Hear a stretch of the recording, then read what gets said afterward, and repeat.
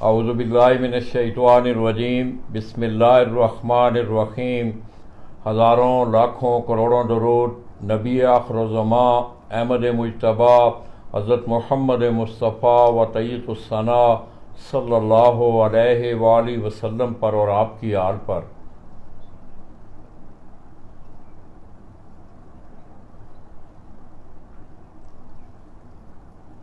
मैं अपने तमाम देखने वाले, चाहने वाले और बिलखुसूस रेसिंग पिजन का शौक़ करने वाले जितने भी अहले शौक़ पाकिस्तान में और बैरून मुमालिक हैं, उनकी खिदमत में सरज़मीन कोयटा से सलाम पेश करता हूँ। दोस्तों, 2 तारीख को मैंने गुजरात से अपना सफ़र कोयटा के लिए शुरू किया, तो मैंने वहाँ एक बात की कि बैसियत आपके शौक़ के फ़न कबूतर परवरी का जो शोबा है, ये एक मेरा मज़मून था और इस मज़मून में मैंने जो सब्जेक्ट पढ़े, हाई फ्लाइंग पिजन का देखा, उसको पढ़ा, लो फ्लाइंग पिजन, टुकड़ी वाले कबूतरों का।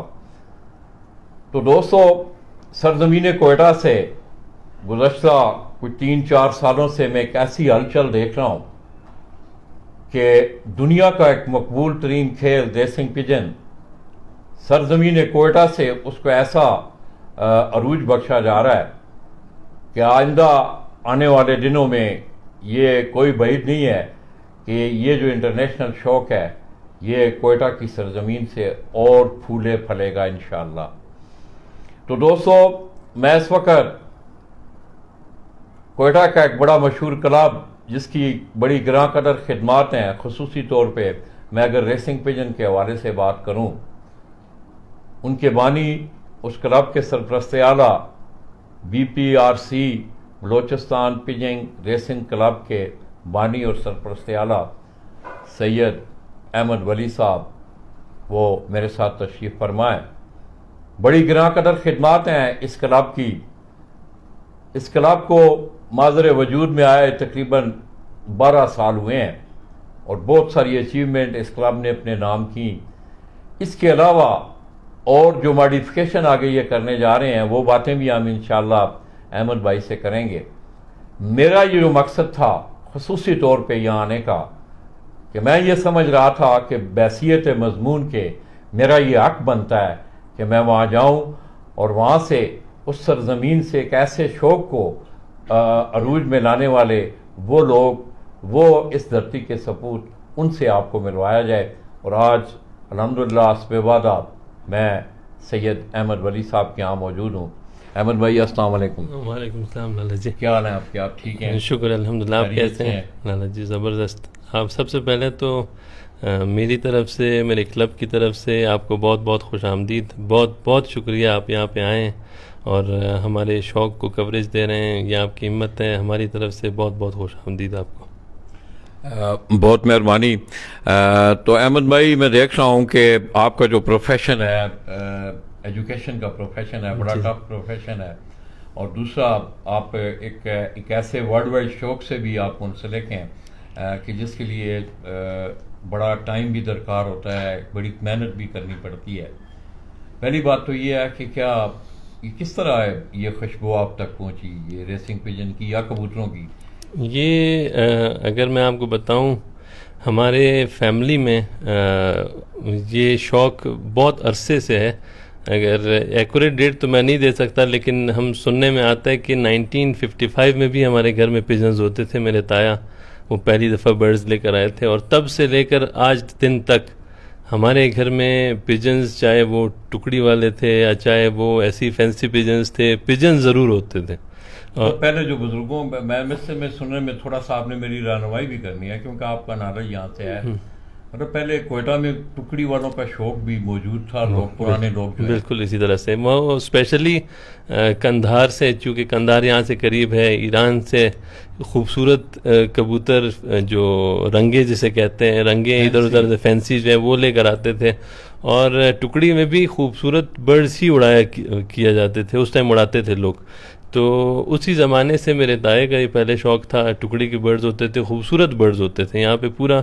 यहाँ पे आजकल तो क्लब्स हैं, उस टाइम पे दोस्त होते थे, कुछ दोस्त इकट्ठे होके ग्रुप बना के और ये शौक़ किया करते थे। पुराने नामों में जो है हमारी फैमिली के जो मेरे ताए हैं, मेरे वालिद साहब के हैं, उनका नाम आता है, वो उस ज़माने से शौक़ करते आ रहे हैं। लेकिन अभी ये शौक़ उस टाइम भी ये रेसिंग पिजन की जो थ्योरी है, जिस तरह से बर्ड्स ले जाके छोड़ना, वापस घर आना, ये चीज़ मेरे वालिद को थोड़ा सा फैसिनेट करती थी पहले।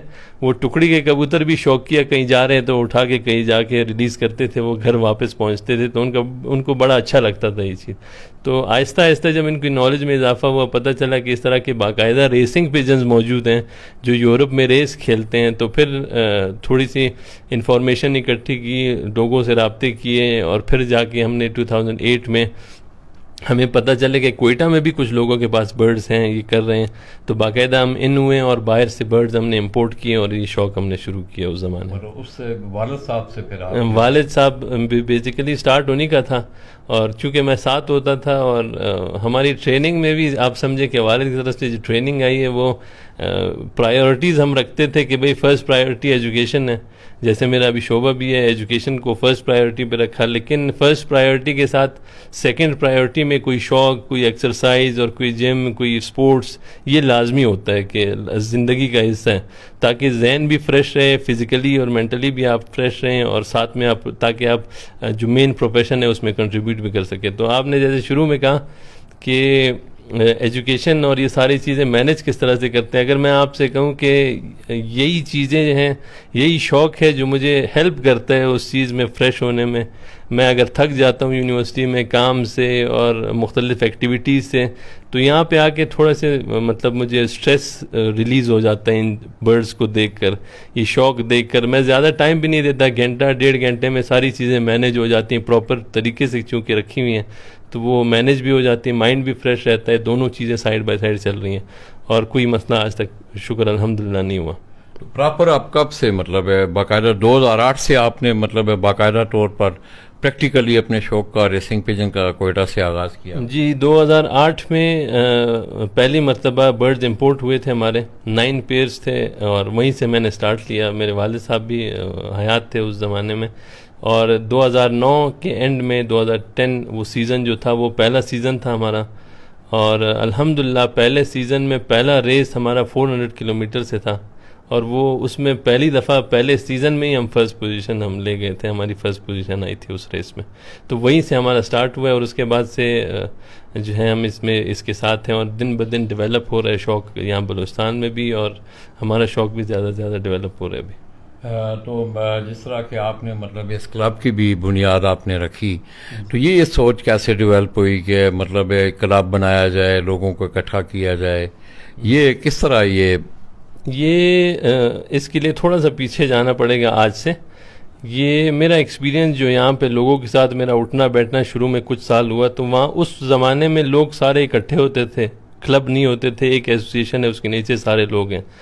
तो मुझे ये महसूस हुआ जब मैं प्रेसिडेंट बना एसोसिएशन का, यहाँ पे बलूचिस्तान में वाहिद एसोसिएशन वही थी, तो मुझे महसूस ये हुआ कि हर फील्ड की तरह इसमें भी मुख्तलिफ माइंडसेट के लोग हैं जो जिनका तरीक़ाकार बर्ड्स पालने का, रेस खेलने का, सोच, मौसम, ये सारी चीज़ें डिफरेंट है, डिफरेंट आइडियाज़ मौजूद है, स्कूल ऑफ थॉट्स मौजूद हैं। तो मुझे ये महसूस हुआ कि ये जब तक इकट्ठे होंगे एक साथ, तो एक दूसरे के लिए हर्डल्स बनते जाएंगे। तो इनको क्लब की सूरत में डिवाइड कर दिया जाए, ताकि हर क्लब में आपस में कंपटीशन भी आए, और एक स्कूल ऑफ थॉट वाले, एक सोच वाले एक क्लब में चले जाएं। तो फिर मैंने 2016 में क्लबों की बुनियाद रखी। मैंने अपने कोयटा में 4 क्लब्स उस टाइम पे बनाए। 4 क्लब्स में जो एक तरह के माइंड वाले थे, दोस्त थे आपस में, एक सोच वाले थे, उनको एक क्लब में रखा, दूसरे सोच को दूसरे क्लब में, और उनमें एक पॉजिटिव कंपटीशन शुरू किया कि ये आपस में compete करते रहेंगे, एक दूसरे के साथ कंपटीशन होगा तो चीज़ें मज़ीद बेहतर भी होंगी। और उसके रिज़ल्ट्स आपके सामने हैं कि पिछले 2016 से लेकर 2020 तक हमने जितने अचीवमेंट्स लिए हासिल किए हैं, वो पिछले 20 सालों से ज़्यादा थी, जो 1996 से 2016 तक है। तो वो उसकी वजह भी यही थी कि पॉजिटिव कंपटीशन यहाँ पे स्टार्ट हुए, लोगों ने आपस में कम्पीट किया और ये क्लब इस तरह से मैंने BPRC की भी बुनियाद रखी। BPRC में मेरी खुशकिस्मती ये थी कि बहुत अच्छे दोस्त मुझे मिले, बहुत अच्छे साथी मुझे मिले, बहुत अच्छे कंपटीटर्स मिले हैं जो मुकाबला भी करते हैं, हिम्मत वाले हैं, हौसले वाले हैं। और उनमें ये कि एक जो लाइन है, जो एक ट्रैक है वो डिफ़ाइन है, उनको पता है कि उन्होंने करना क्या है। इसी वजह से दिन ब दिन आपको इम्प्रूवमेंट भी नज़र आ रही है माशाल्लाह अल्हम्दुलिल्लाह BPRC में। तो ये मैं देख रहा हूँ कि इसके अलावा भी कोयटा से आप जिस तरह के आप कह रहे हैं कि 12 सालों से हमने इस शौक़ की बुनियाद रखी, तो आज आप किस सतह पे देख रहे हैं आप रेसिंग पिजन के शौक़ को?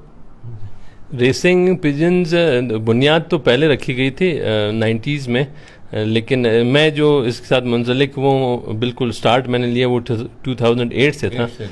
अगर मैं कहूँ कि उस ज़माने में, और बल्कि आप 2015 तक चले जाएं, 2015 तक जब मैं सोचता हूँ, पीछे जाता हूँ, तो सिंध को मैं देखता हूँ, पंजाब को मैं देखता हूँ, KPK को मैं देखता हूँ, बलूचिस्तान को देखता हूँ।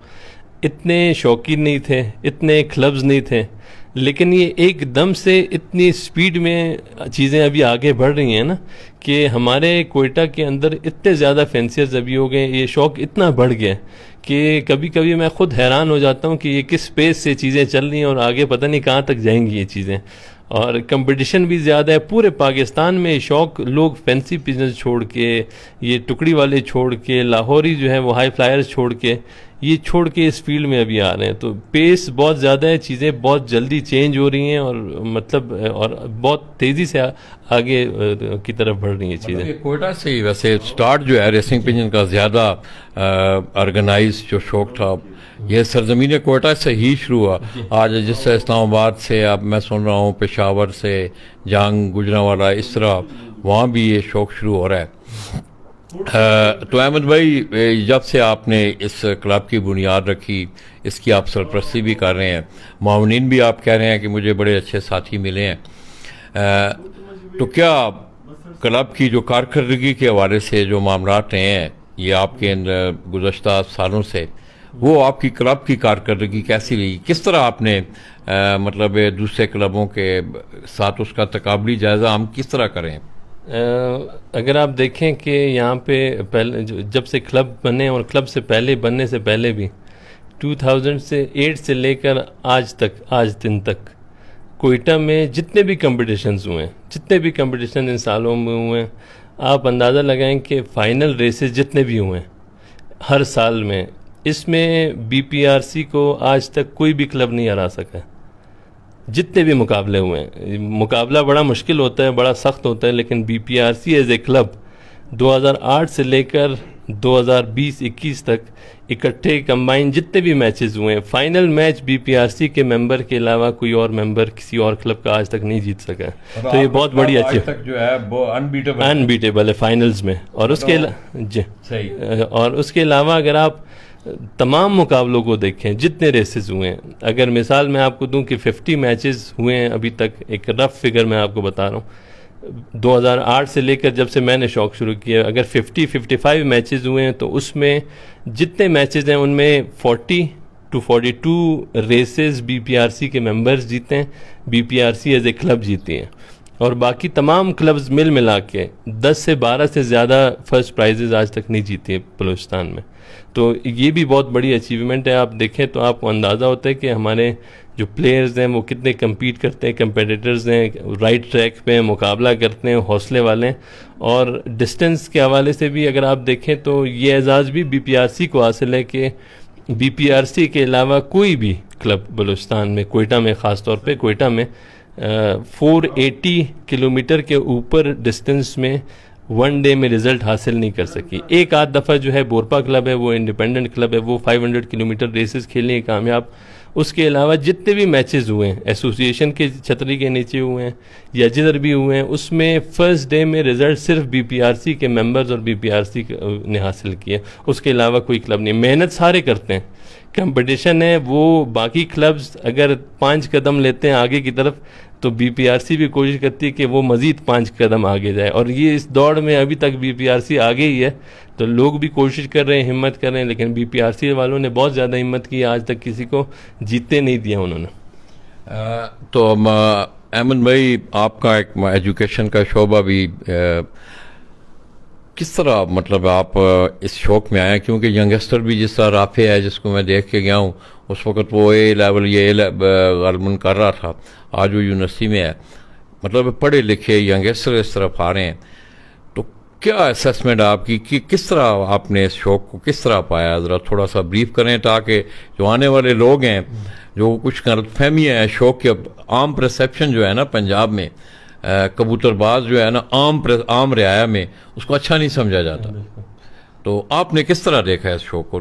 ये शौक, पहले आपके जो पहला सवाल का पहला हिस्सा था कि चेक थोड़ा सा होना चाहिए। मैं समझता हूँ कि इसमें इस एज में जो टीन एज है, जब आपका पढ़ाई का टाइम है और यंगस्टर हैं, आप कह रहे हैं यंगस्टर्स आते हैं, तो उस टाइम पे इंसान को इतना एहसास नहीं होता कि हमारा जो मेन मकसद है लाइफ का वो क्या है, प्रायोरिटी कौन सी होनी चाहिए। तो उस स्टेज पे पेरेंट्स की तरफ से थोड़ा सा चेक होना चाहिए, सिर्फ ये कि बताना चाहिए कि प्रायोरिटी कौन सी होनी चाहिए। मुझे लाइफ में, मैं क्रिकेट भी खेला हूँ अल्हम्दुलिल्लाह, और नेशनल लेवल पे खेला हूँ, और पिजन्स में भी शौक भी मेरा है, लेकिन पूरी ज़िंदगी अगर मेरे वालिद मुझे गाइड ना करते, वो ये ना बताते कि प्रायोरिटी कौन सी है, किस चीज़ को ज़्यादा प्रायोरिटी देनी है, और क्रिकेट की जगह कौन सी है, पिजन्स की जगह कौन सी है, तो शायद मैं भी डिट्रैक्ट हो जाता। लेकिन ये कि मुझे, मेरी खुशकिस्मती ये थी कि मेरे पेरेंट्स की तरफ से कंप्लीट चेक में था मैं, और ये इस चीज़ में बाकायदा तवज्जो के साथ वो देखते थे कि पढ़ाई इफेक्ट ना हो, ये सारी चीज़ें ना हो। जब आप एक टारगेट अचीव कर लेते हैं, उसके बाद पूरी ज़िंदगी है आप ये चीज़ एंजॉय कर सकते हैं, ठीक है। और ये हिस्सा है, ये भी नहीं कि आप बिल्कुल एक ही तरफ चले जाएं, प्रायोरिटी अपनी है, लेकिन अगर आप एक तरफ चले जाते हैं, बाकी जो चीज़ों से डिस्कनेक्ट हो जाते हैं, तो तब भी नुकसान है। तो यंगस्टर्स के लिए ये मैसेज है कि आप अपने लाइफ में एक टारगेट रखें, उससे डिट्रैक्ट ना हो, ये सेकेंडरी चीज़ है। आप एंजॉय करें, आपका माइंड फ्रेश रहेगा, आपका अच्छे लोगों से ताल्लुक़ बनेगा, तो ये सारी चीज़ें चलती रहेंगी, लेकिन प्रायोरिटी जो है वो ना करें। और इस शौक़ में मैं ख़ुद ये कम्प्लेक्स में हम आ जाते हैं कि इस शौक़ को उस नज़र से नहीं देखा जाता, लेकिन हम जब भी जहाँ भी जाते हैं तो हम इस चीज़ को डिफेंड करते हैं कि ये ऐसा शौक़ नहीं है, ये जेंटलमैन का शौक़ है। अगर ये पॉजिटिव कंपटीशन है, ये बहुत सारी चीज़ें हमें सिखाते हैं। अगर मैं कहूँ कि मुझे अपने घर घर की वफ़ादारी, एक मुल्क की और मिट्टी की वफ़ादारी सिखाई है, तो इन पिजन्स ने सिखाई है। आप देखें कि पिजन्स हम कहाँ से रिलीज़ करते हैं, और अपनी मोहब्बत में, मिट्टी की मोहब्बत में, अपने घर की मोहब्बत में, मालिक की मोहब्बत में, वो कितने हर्डल्स अबूर करके वापस पहुँचती है। तो ये चीज़ तो मैंने उनसे सीखी है ना, तो ये एक लाइफ लेसन भी है हमारे लिए।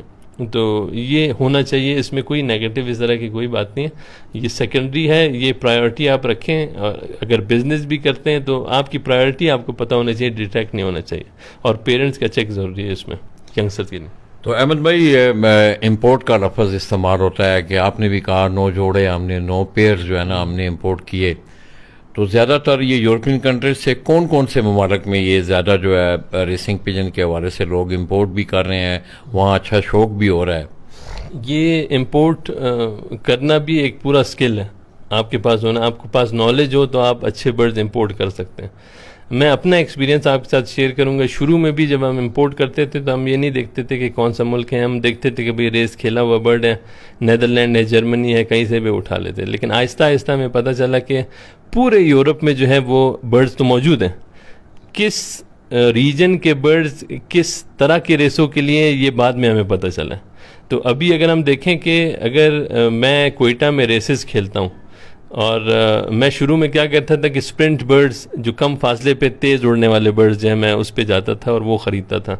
वो जब हम यहाँ पे ले आते थे हमारी कंडीशंस बिल्कुल डिफरेंट हैं, पहाड़ हैं, रास्ता थोड़ा लंबा हो जाता है बर्ड्स के लिए, फासला ज़्यादा तय करना पड़ता है। तो वो स्प्रिंट बर्ड जो हैं वो 300 किलोमीटर्स 400 किलोमीटर्स के आगे रिज़ल्ट हमें नहीं दे पाते थे।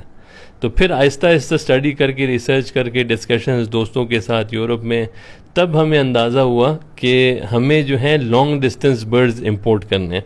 और लॉन्ग डिस्टेंस बर्ड्स किस मुल्क के किस रीजन के अच्छे हैं उसके लिए हमने स्टडी की, फिर बाकायदा नीदरलैंड से और डेनमार्क से हमने बर्ड्स इंपोर्ट किए लॉन्ग डिस्टेंस, और वो इंपोर्ट करते ही हमें एकदम से यहाँ पे लॉन्ग डिस्टेंस में, हालांकि 600 लॉन्ग डिस्टेंस नहीं है अगर आप पूरे यूरोप में देखें, कोयटा में हमारे लिए 600 लॉन्ग डिस्टेंस है। तो वो बर्ड जो 1200 किलोमीटर वहाँ पे खेलते थे, वो यहाँ पे आके उन्होंने 600 किलोमीटर पे हमें रिजल्ट देना शुरू किया।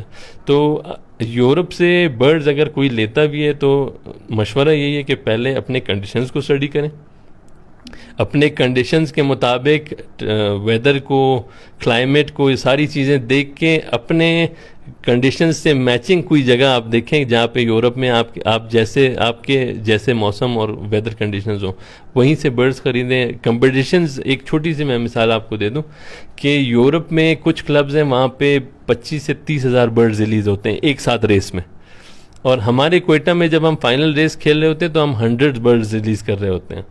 तो 25,000 बर्ड्स में मुकाबला करना डिफरेंट है और 100 बर्ड्स में मुकाबला करना डिफरेंट है।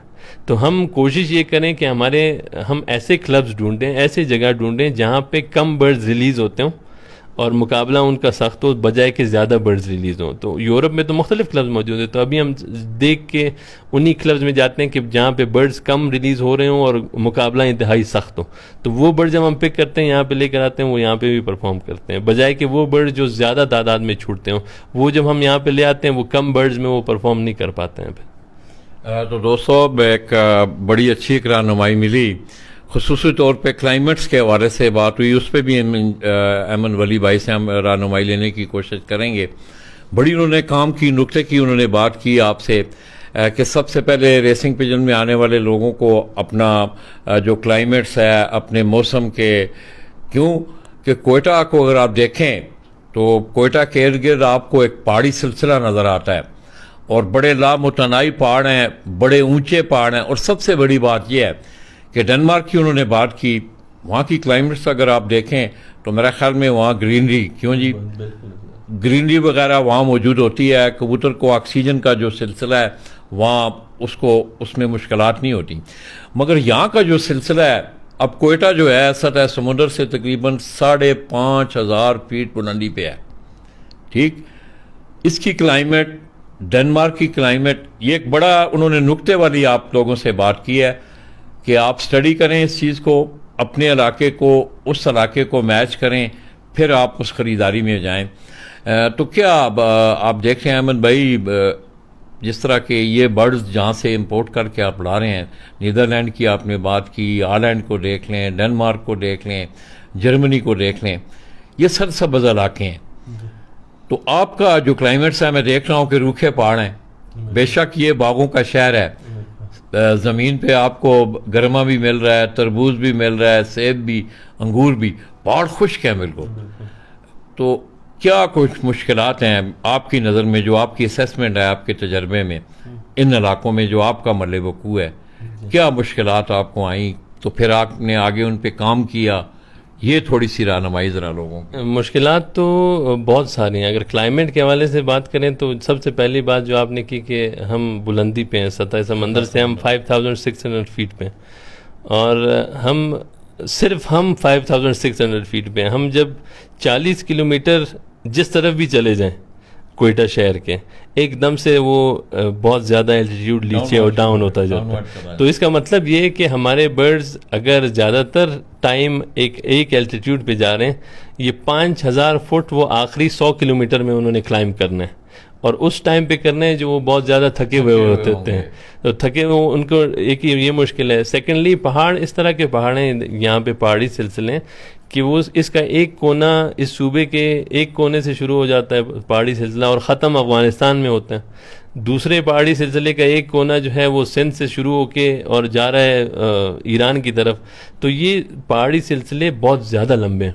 इसमें अगर बर्ड एक भी छोटी भी गलती करता है, एक गलत दरे में, एक गलत रूट पे अंदर चला जाता है, तो वो बहुत दूर जो है एंड करता है अपने आप सफ़र को। कोयटा से अगर 400 किलोमीटर उसने सफ़र तय करना है, वो एक गलत टर्न लेगा तो वो उल्टा 800 किलोमीटर दूर हो जाएगा कोयटा से।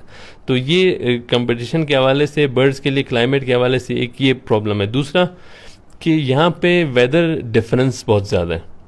हम जिस टाइम पे रेसिंग करते हैं, कोयटा का टेम्परेचर बाकी इलाकों से वही, जिस तरह के एल्टीट्यूड कम है, टेम्परेचर भी उतना ही डिफरेंट है। हम यहाँ से अगर स्टार्ट लें, यहाँ पे इस टाइम टेम्परेचर आपको मिलेगा 30-32 डिग्री इस टाइम पे। आप 40 किलोमीटर बोलान की तरफ चले जाएं, आपको 42 डिग्री सेंटीग्रेड यहाँ पे मिलेगा, सिर्फ 40 किलोमीटर के से भी है सारे एरिया। तो विंटर में, सर्दियों में हमें मसला क्या होता है कि हमारे बर्ड्स जब यहाँ पे ट्रेनिंग हासिल कर रहे होते हैं, ट्रेन हो रहे होते हैं, उस टाइम टेम्परेचर इनको मिलता है 10 डिग्री 12 डिग्री, और उसमें ट्रेनिंग लेते हैं। रेस डे पे इनको 24-25 डिग्री को फेस करना पड़ता है, गुजरना पड़ता है। ज़्यादातर वही उनको गर्म टेम्परेचर मिलते हैं। तो ये टेम्परेचर डिफरेंस है, हमारे बर्ड्स को देखना पड़ता है, उसको कोप करना पड़ता है। ये बहुत ज़्यादा मुश्किल हो जाती है बर्ड्स के लिए।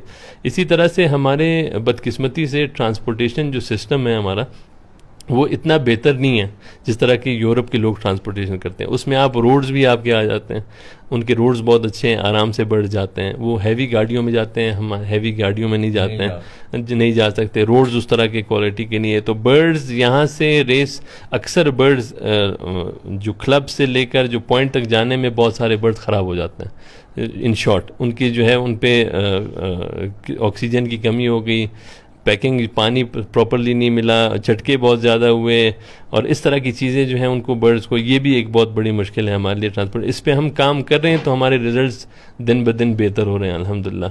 तो इस तरह की बहुत सारे मुश्किलात हैं। और बर्ड जब हम ख़रीदते हुए मुश्किलात ये कि जो कंडीशंस कोयटा के, ये यूरोप में आपको कहीं पे भी नहीं मिलेंगे। ये चीज़ बहुत ज़्यादा डिफ़िकल्ट है। वहाँ के जो पानी जितना अवेलेबल है हर जगह पे, यहाँ पे खुश्क पहाड़ है, आप 200-300 किलोमीटर चलें, एक बूंद पानी भी आपको नहीं मिलेगा कहीं। ग्रीनरी बहुत ज़्यादा है, ऑक्सीजन बिल्कुल।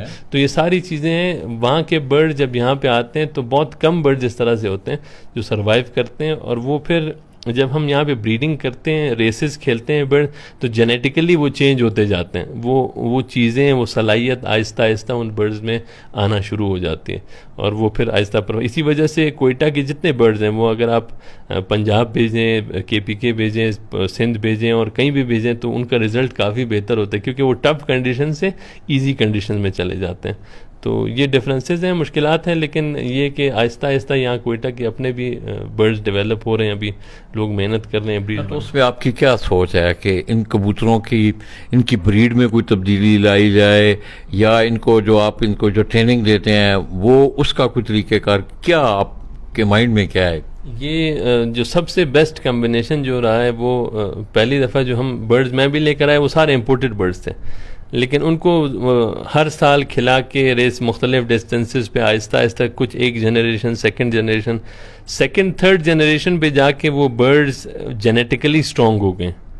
वो यहाँ के माहौल से, वो जो है उनकी जीन्स में ये कंडीशन, सारी चीज़ें आ गई हैं। वो जो जीन्स नॉलेज जिस तरह ट्रांसफ़र होती हैं।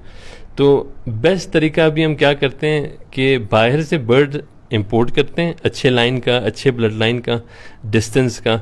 वो हम कोशिश करते हैं कि उनकी प्योर पेयरिंग भी हो, और अपने लाइंस के साथ जो यहाँ के जीन्स हैं उनके साथ भी क्रॉस हो। तो वो रिज़ल्ट मज़ीद दिन ब दिन उससे बेहतर हो रहा है। ये मेरा एक्सपीरियंस है कि हम बाहर से बर्ड लेकर आते हैं, कुछ मखसूस बर्ड अच्छे लाइंस के, और यहाँ के टॉप ब्लड लाइन के साथ उसको क्रॉस करते हैं, तो वो हमें मज़ीद अच्छे रिजल्ट देते हैं। फिर साइमन भाई, ये कितना ज़मीन की सतह से कितना इसकी मैक्सिमम हाइट, ये जो रेसिंग पिजन है आपके जी, कितना मैक्सिमम हाइट तक ये मतलब उड़ते हैं? क्योंकि लांग इन्होंने उड़ के बड़ी मुसाफर तय करके आना होता है, तो ज़मीन से कितना तकरीबन इनकी हाइट रहती है मैक्सिमम?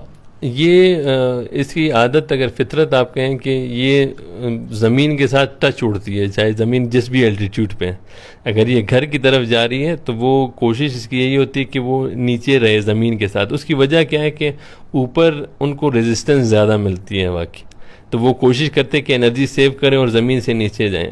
वो फिर टेम्परेचर को देखते हुए भी वो अपने आप को एडजस्ट करते हैं। ये बर्ड्स, ये बहुत इंटेलिजेंट बर्ड्स हैं। अगर उनको महसूस होता है कि ज़मीन गर्म है, ज़मीन की गर्मी ज़्यादा है, वो ज़मीन के करीब पहले आते हैं, देखते हैं कि भाई गर्मी ज़्यादा है, वो इसके परफॉर्मेंस को इफ़ेक्ट करिए, तो वो हाइट पे चली जाते हैं गर्मी से अपने आप को बचाने के लिए। हवा ऊपर ठंडी है तो उस तरह से। और अगर उसको महसूस हो रहा है कि ठंड बहुत ज़्यादा है, तो वो ऊपर से वापस ज़मीन की तरफ नीचे आ जाती है। लेकिन एल्टीट्यूड पे ये बर्ड्स ज़्यादा एल्टीट्यूड पे ज़मीन से नहीं उड़ते हैं, लेकिन रेसिंग के दौरान ये आप ऑब्ज़र्व करेंगे कि हमारे स्पेशली कोयटा में, क्योंकि हम वैसे भी एल्टीट्यूड पे हैं, तो वो चूँकि अगर वो ऊपर जाएंगे तो ऑक्सीजन की मज़ीद कमी होगी, वो नीचे ही उड़ते हैं। तो और ये हाई फ्लाइंग बर्ड्स में रेसर्स नहीं आते कि जो बहुत ज़्यादा ऊंची उड़ान करते हैं, वो ये जो है ज़मीन के साथ नीचे ही रहते हैं अक्सर। तो क्या आपका क्या तजर्बा है, इतनी ये लॉन्ग मुसाफत तय करके ये कबूतर आता है, क्या कि इनकी आंख में कोई खूबी होती है, या कौन सी ये चीज़ ये असेस करता है और ये कबूतर जो है अपने घर तक पहुंचता है? मतलब बड़ी काफ़ी हर्डल होती हैं, उमरकोट बड़ा दूर है, कई पहाड़ क्रॉस करके जाने पड़ते हैं, तो इस रेसिंग बर्ड में कौन सी खूबी है कि वो अपने घर ये वापस आता है?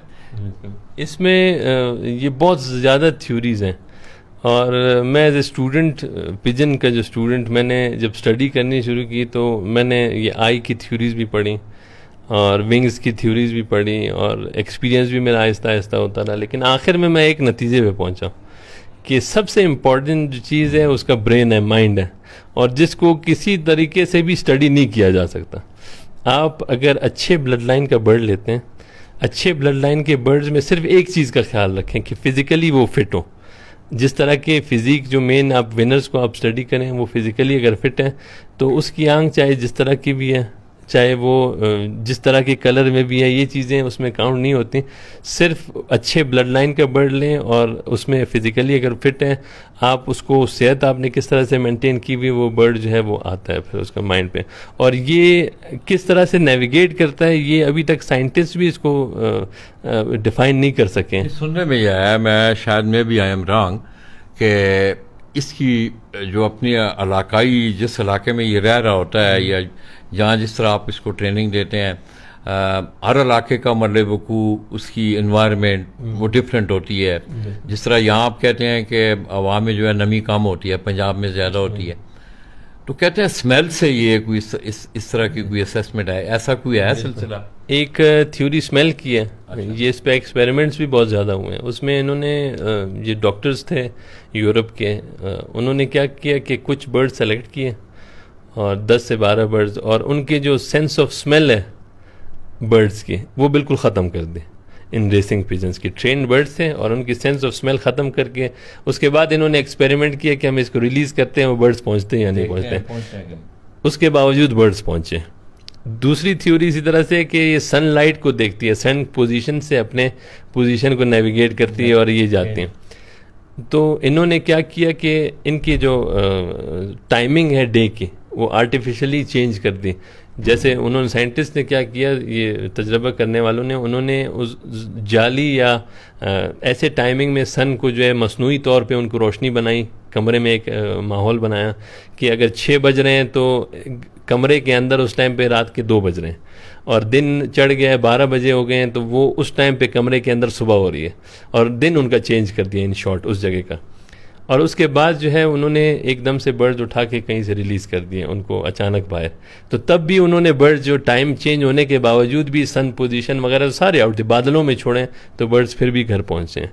ये दूसरी थ्योरी है सनलाइट के जो है। और थर्ड जो है वो मैग्नेटिक जो वो है, जो ग्रेविटी है अर्थ की, नॉर्थ पोल साउथ पोल, वो कहते हैं कि इस मैग्नेट पे जो है वो नेविगेट करती है, बर्ड्स करते हैं।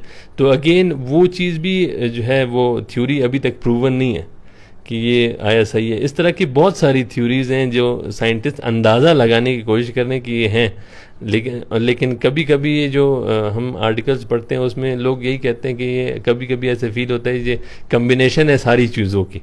ये इसमें सनलाइट को भी यूज़ करते हैं, लैंडमार्क्स भी यूज़ करते हैं, स्मेल भी यूज़ करते हैं, मुख्तलिफ डिस्टेंसेस पे नेविगेट करने के लिए, वो सारी चीज़ें कम्बिनेशन है ये।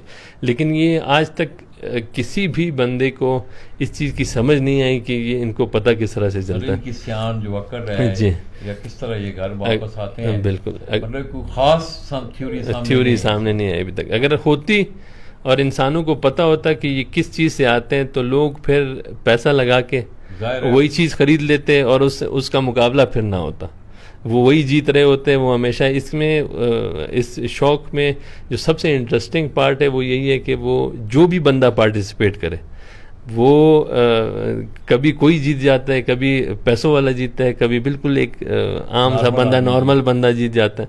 तो वो शौक में इन किसी को अंदाज़ा नहीं है कि विनर कौन सा है और उसके माइंड, किस बर्ड के माइंड में क्या चीज़ है, तो ये डिफाइन नहीं हो सकती। तो अच्छे ब्लड लाइन का बर्ड खरीदें जो प्रूवन हो, जिसने ये मार के मारे हों और रिजल्ट्स अचीव किए हों।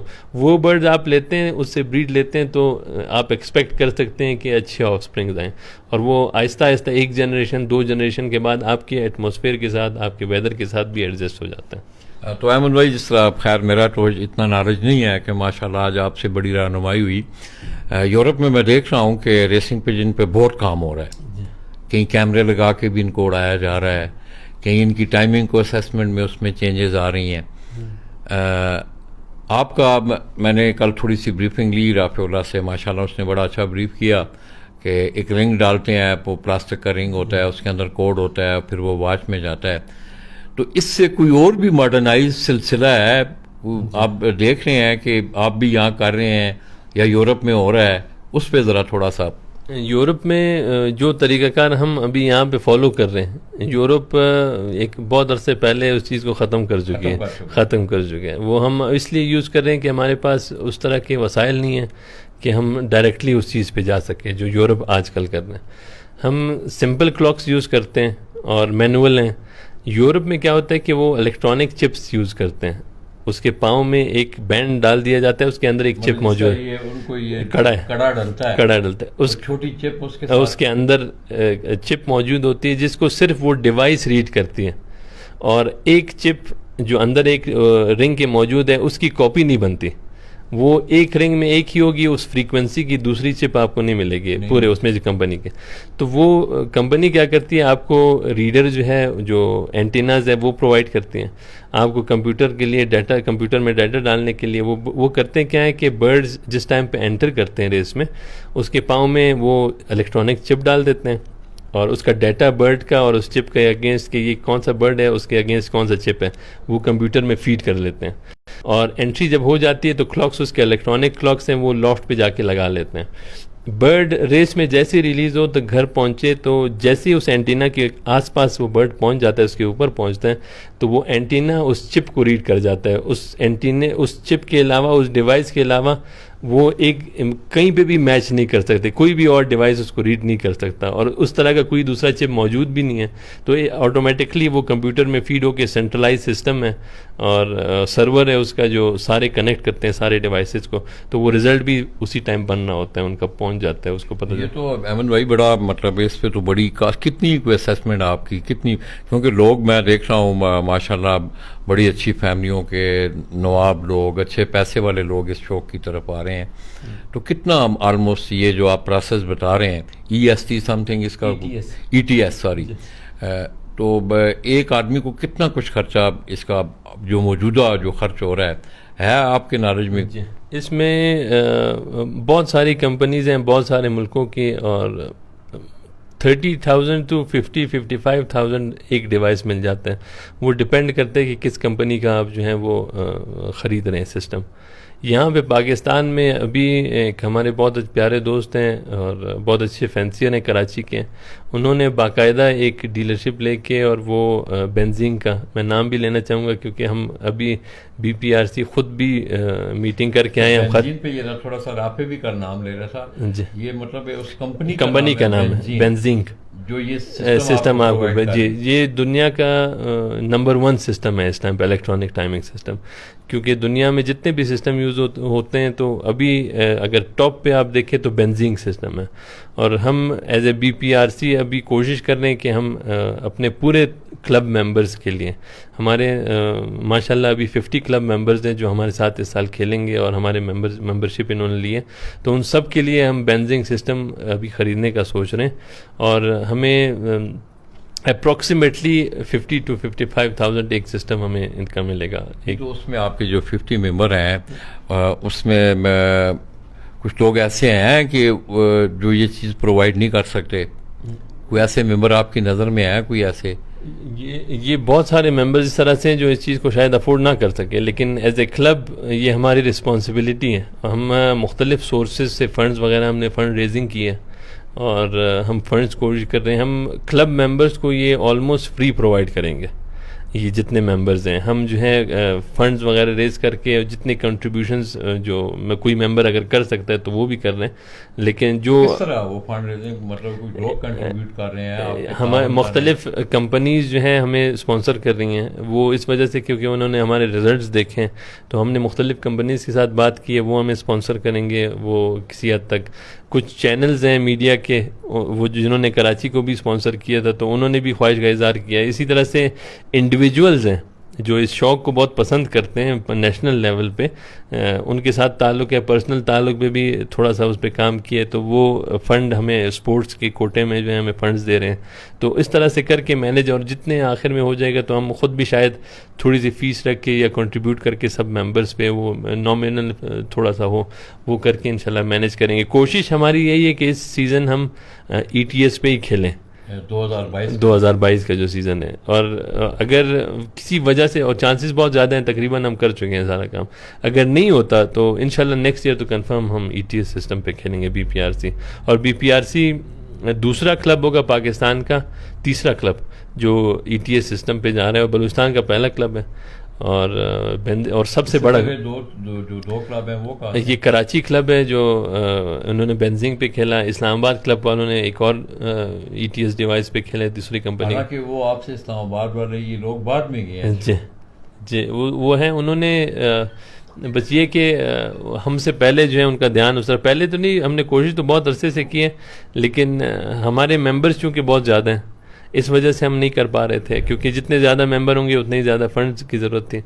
उन्होंने जो है और तरीक़ाकार करके अपने जो डिस्ट्रीब्यूशन करके कंपनी के साथ बाहर आए चीज़ें जो हैं वो तय करके उन्होंने ली हैं, तो वो लीड करते हैं इस चीज़ में, हम इन चीज़ को मानते हैं। लेकिन इंशाल्लाह सबसे बड़ा क्लब पाकिस्तान का जो ETS पे खेलेगा वो इंशाल्लाह BPRC होगा। तो दोस्तों, अब आपने बेंजीन कंपनी की ETS सिस्टम की बात हुई, तो आप ये देख रहे हैं कि मैं समझता हूँ ये एक बहुत बड़ी प्रमोशन है, और मुझे अपने इन सपूतों पे, सरजमीन के सपूतों पे बड़ा फ़ख्र भी है।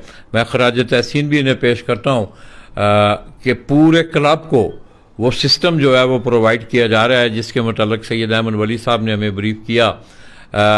इसके साथ साथ मैं समझता हूँ ये अहले पाकिस्तान जितने भी रेसिंग पिजन हैं उनके लिए भी एक बहुत बड़ा एजाज़ है कि पाकिस्तान में रेसिंग पिजन को इंटरनेशनल लेवल की सतह पे लाने के लिए जो काविशें हो रही हैं, मैं समझता हूँ इसमें लोगों की बड़ी काविशें हैं। और मैं खराज तहसीन पेश करता हूँ अहले शौक़ रेसिंग पिजन कोयटा तमाम लोगों को। मैं समझता हूँ हर आदमी की कंट्रीब्यूशन है इसमें, और सबसे बड़ी बात यह है कि BPRC क्लब जो है वो अपने क्लब को प्रमोट करने के लिए, ये आप देखें कि इनकी मेहनत है कि इन्होंने 2008 से लेके आज तक आप देख लें कि कंपटीशन हुए, मगर यही क्लब जो है ये सर फहरिस्त रहा है। तो दोस्तों, हर कामयाबी के पीछे आपकी ज़िंदगी की जितनी भी कोई कामयाबियाँ होती हैं उसमें कुछ न कुछ अवामल ऐसे कार फरमा होते हैं कि जो आपको बुलंदियों पे लेके जाते हैं। तो अहमद भाई, मैं कुछ सुन रहा हूँ रात से, कल 2 दिनों से मैं आया हूँ, ज़ाहिर है मेरी जानकारी करना मेरा फ़र्ज़ भी है, मेरा इस शोबा से तल्लुक़ भी है। तो मैं ये सुन रहा हूँ कि माशाल्लाह ये खुशबू जो है कोयटा से जो है ये इस्लामाबाद भी जा रही है, दुबई भी, वो किस तरह आप मैनेज कर रहे हैं? वो ये रेसिंग पिजन्स में एक और तरीके से भी रेसिंग शुरू हुई, जिसे वन लॉफ्ट रेस कहा जाता है। इसको जरा थोड़ा सा ब्रीफ करना। वन लॉफ्ट रेस में कुछ ऑर्गेनाइजर्स, मैनेजर्स, 5-6 बंदों की टीम डॉक्टर्स के साथ वो एक लॉफ्ट बनाते हैं, एक छत बनाते हैं, जिसमें वो इनवाइट करते हैं मुख्तलिफ लोगों के बर्ड्स। वो कहते हैं कि वो स्पेसिफिक टाइम दे देते हैं कि आपने अगस्त से लेकर नवंबर तक उसमें बर्ड्स, छोटे यंग पट्टे जमा कराने। मैंने एज अहमद वली 4 बर्ड्स भेज दिए, हाजी नासिर ने भेज दिए 4 बर्ड, दुनिया के मुख्तलिफ लोग वहाँ पे 4-4 बर्ड, 8-8 बर्ड, 10-10 बर्ड अपने भिजवा देते हैं। उसमें कोई लिमिटेशन नहीं, वो कोई ओपन है उसमें, वो जितना मैनेज कर सकते हो। अभी जैसे पिंडी वालों ने स्टार्ट लिया, derby arena one loft race जो है पिंडी में अभी हो रही है, उसमें उन्होंने पहले साल 400 बर्ड्स की लिमिट रखी है कि 400 बर्ड्स हम रखेंगे, 400 बर्ड से ज़्यादा हम नहीं रख सकते। तो इसी तरह से मुख्तलिफ जगह पे पताया में थाईलैंड में 7000 बर्ड्स वो मैनेज करते हैं एक लॉफ्ट में।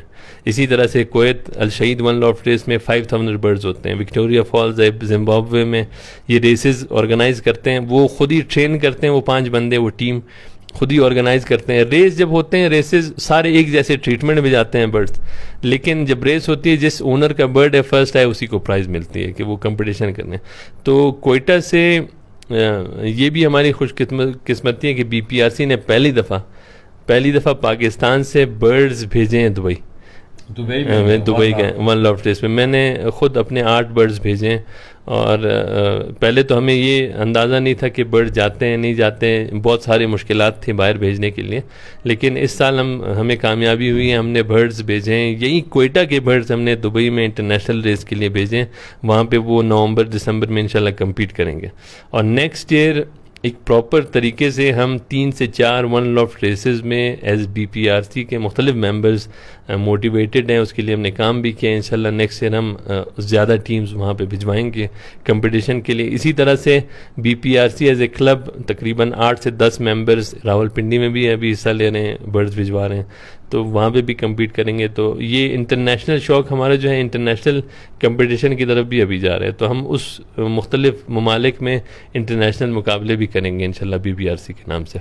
आप किस तरह देख रहे हैं कि मैं देखें जिस तरह के पाकिस्तान में मतलब हाई फ्लाइंग पिजन को बड़ा रूज है, आपने देखा भी होगा, हम ज़्यादा हमारा जो अटैचमेंट है वो ज़्यादा रही, मेरी जो अटैचमेंट है वो हाई फ्लाइंग पिजन के हवाले से रही है। रेसिंग पिजन के शौक़ को आप किस तरह देख रहे हैं? आप जिस तरह आपने इस्लामाबाद में बात की, पेशावर की बात हुई, अब दुबई आप चले गए, तो किस तरह देख रहे हैं इस शौक़ को आगे आप? ये अगले कुछ सालों में मेरी नज़र में ये पाकिस्तान की एक बहुत बड़ी इंडस्ट्री बन जाएगी रेसिंग पिजन्स की, जो जिस स्पेस से ये जा रही हैं। वो इस वजह से मैं कह रहा हूँ कि मैंने पहले भी ये बात की कि पिछले 4-5 सालों में जिस स्पेस से मैं देख रहा हूँ ये शौक़ बढ़ रहे हैं ना, तो ये आगे जाके अगले 4-5 सालों में एक बहुत बड़ी इंडस्ट्री होगी पाकिस्तान की। और आप अगर कहें कि ऑक्शंस के हवाले से, कारोबार के हवाले से, शौक़ के हवाले से, ये आप बाकी शौक़ कबूतरों के आप सारे भूल जाएंगे। ये मैं एक बैठ के एक अंदाज़ा है मेरा, हो सकता है मैं गलत हूँ, लेकिन मेरा अंदाज़ा है कि अगले 5-6 सालों में इंतहाई ज़्यादा हो जाएगा पाकिस्तान के अंदर। पाकिस्तान में शौक़ बहुत ज़्यादा बढ़ जाएगा, एक बहुत बड़ी इंडस्ट्री बन जाएगी इंशाल्लाह। तो आखिर में अहमद भाई आपका बहुत बहुत शुक्रिया, मैं आपका इंतहाई मशकूर हूँ कि आप थके हुए आए हैं। थकी भी जिस्मानी थकावट नहीं, जहनी। मैं समझता हूँ कि जिस्मानी थकावट से जो जहनी थकावट होती है वो बहुत ज़्यादा इंसान को जो है वो कमज़ोर करती है। आपकी बड़ी मेहरबानी, आपकी मोहब्बत, आप कॉलेज से आए, सीधा हमारे पास आए, उसके साथ साथ क्या पैगाम आपका यंगस्टर के लिए बैसियत एक टीचर, बैसियत एक उस्ताद, बैसियत एक बेहतरीन पिजन लवर, आपने कंबाइंड एक यादगार बनाए। फिर मैं आखिर में एक शेर से आपसे इजाज़त चाहूँगा इंशाल्लाह। ये कि आपकी थकावट की बात की, आपका बहुत शुक्रिया, आप आए। हमें आप अंदाज़ा नहीं लगा सकते कि कितनी खुशी है आप यहाँ पे आज मौजूद हैं।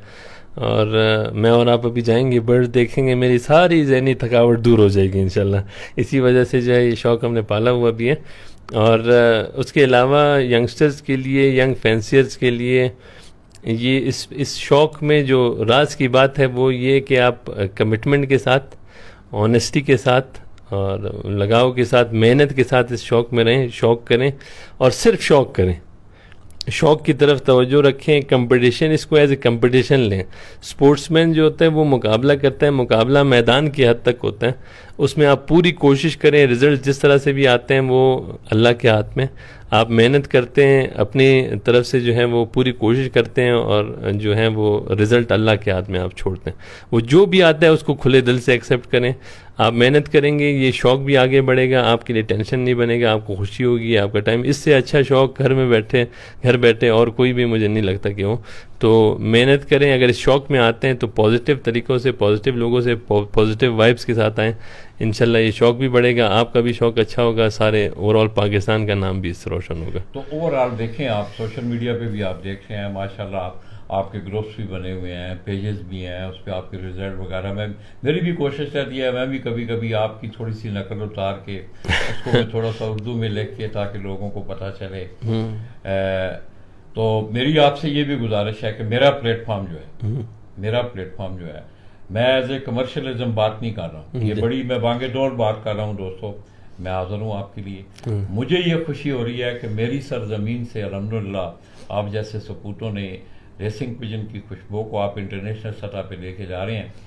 पिजन स्पोर्ट्स मैगजीन आज सैयद अहमद वली के पास बैठे ये कह रहा है मेरी कोई भी कंट्रीब्यूशन आपको चाहिए होगी लाला जी, आपका हर वक्त में हाजिर हूं। हम आपकी जितनी कंट्रीब्यूशन ऑलरेडी है इसका हम एहसान कभी अदा नहीं कर सकते। आपका जो भी है आपका बहुत बहुत शुक्रिया। हमें इंतहाई ज़्यादा खुशी है कि आप जैसे सरपरस्त, आप जैसे बुज़ुर्ग यहाँ पे मौजूद हैं जो हमें कवरेज भी देते हैं, हमें मोटिवेट भी करते हैं। आपका बहुत बहुत शुक्रिया। तो दोस्तों आखिर में हम दोनों भाई एक शेर के साथ आप दोस्तों से इजाज़त चाहेंगे कि मैं अकेला ही चला था जानबे मंजिल, मैं अकेला ही चला था जानबे मंजिल, कारवां मिलते गए काफिला बनता गया।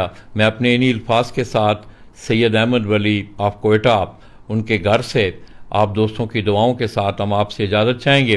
कोई थोड़े से टाइम के लिए हमें वक्फा दीजिएगा। बाकी जो जानकारी है कि रेसिंग पिजन को यहाँ रखा कैसे जाता है, उनकी खुराक कैसी है, ये इंशाल्लाह हम थोड़ी देर बाद दोबारा आपकी खिदमत में हाज़िर होंगे। आप लोगों ने हमारे साथ रहना है। और आज मेरे लिए एक बहुत बड़ा एजाज़ है कि सरज़मीन पाकिस्तान से मैंने अपने उन सपूतों को पूरे चारों बरे-आज़मों में जहाँ के ये शौक़ बहुत अरूज पे है उनको देखने को मिल रहा है। ये मेरे लिए एजाज़ है। आप लोगों ने मेरे लिए दुआ करनी है, अपनी दुआओं में याद रखिएगा। अल्लाह हाफ़िज़।